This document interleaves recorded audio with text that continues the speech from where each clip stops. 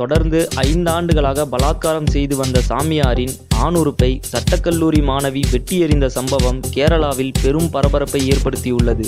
கேரள மாநிலம் திருவனந்தபுரத்தை சேர்ந்தவர் கணேசநந்தா.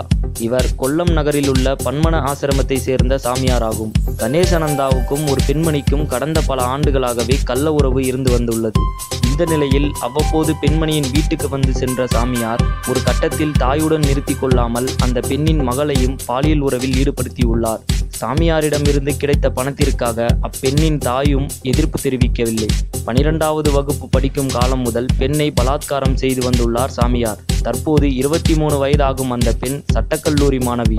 சாமியார் தனது தாயிடம் மட்டுமின்றி தன்னையும் தொடர்ந்து பயன்படுத்துவதால் கோபத்தில் இருந்துள்ளார் அந்த மாணவி. இந்த நிலையில் இன்று அதிகாலை தன்னிடம் உறவு கொள்ள கணேசநந்தா வந்தபோது அவரது ஆணுறுப்பை கத்தியால் வெட்டிவிட்டார் அந்த மாணவி.